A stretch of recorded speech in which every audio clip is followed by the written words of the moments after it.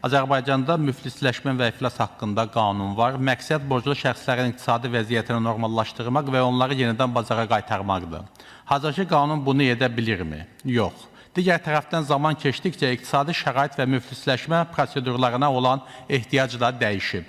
Bu qanunun digər ölkələrdəki müflisləşmə və iflas qanunları ilə müqayisəsini aparsaq, maraqlı mənzərə ortaya çıxır. Ona görə də müflisləşmə və iflas haqqında qanunun iş planına salınmasını və təkmilləşdirilməsini təklif edirəm.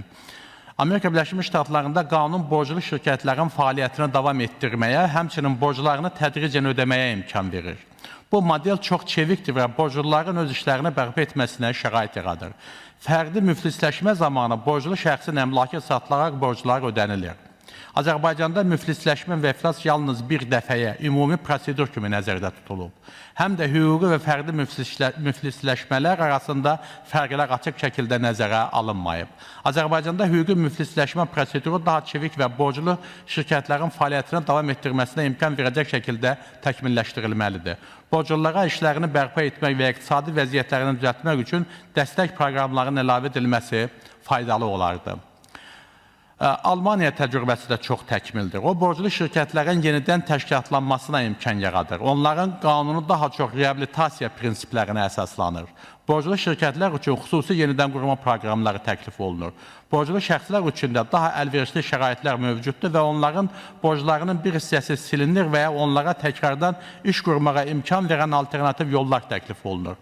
Azərbaycanda borcluların və şirkətlərin yenidən qurulması üçün tam mükəmməl mexanizm isə yoxdur. Bu sahədə əlavə təkmilləşdirmələr tələb olunur.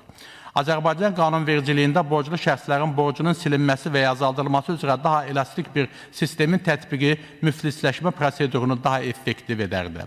Həm fərdi şəxslər, həm də şirkətlər üçün xüsusi reabilitasiya proqramlarının tətbiq olunması onların daha sürətli bərpa olmasına kömək edərdi. Böyük Britaniya sistemi də maraqlıdır. Burada da borclular üçün yenidən qurulma və təkrardan aktivləşmə imkanı mövcuddur. Onların sistemi şirkətlərin borclarını restrukturizasiya etmələrinə kömək edir və işin davam etdirilməsi imkanını yaradır. Fərdi şəxslər üçün tətbiq olunan bu sistem borclulara borclarını ödəmək üçün uzun müddət təklif edir. Beləliklə, onlar iflas etmədən borclarını ödəyə bilirlər. Azərbaycanda bu cür elastik sistemlər tətbiq edilmir. Sabit və qapalı sistem mövcuddur. Lakin şirkətlərin və fərdi şəxslərin gələcəkdə iqtisadi vəziyyətlərini normallaşdırmasına dəstək verən mexanizmlər çox zəifdir. Şirkətlərə borclarını ödəmək və eyni zamanda fəaliyyətlərini davam etdirmək üçün daha çevik bir sistem tətbiq edilməlidir. Azərbaycanda da fərdi şəxslər üçün uzun müddət ərzində borclarını ödəməyə imkan verən sistemlər inkişaf etdirilməlidir. Təklif edirəm ki, qanuna ciddi dəyişikliklər bu sahələr üzrə nəzərdən keçirilsin. Birinci, reabilitasiya sistemləri. Azərbaycanda müflisləşmənin yalnız iflasla bitməməsi, şirkətlərin və fərdi şəxslərin iqtisadi vəziyyətini normallaşdırmaq üçün müxtəlif reabilitasiya proqramlarının tətbiq edilməsi həyata keçirilsin. İkinci, şirkətlər üçün könüllü razılaşma və borc restrukturizasiyası, şirkətlərə daha çevik və uzun müddətli borc ödəmə imkanları təqdim etmək müflisləşmənin nəticələrinin daha az olmasına səbəb olardı. Üçüncü, fərdi şəxslər üçün müflisləşmə prosedurlarının yüngülləşdirilməsi. Fərdi şəxslərin müflisləşmə nəticəsində bizneslərinə davam etmələrini təmin etmək üçün borclu şəxslərin müflisləşmə müddətini uzadaraq daha yumşaq qaydalar tətbiq olunsun.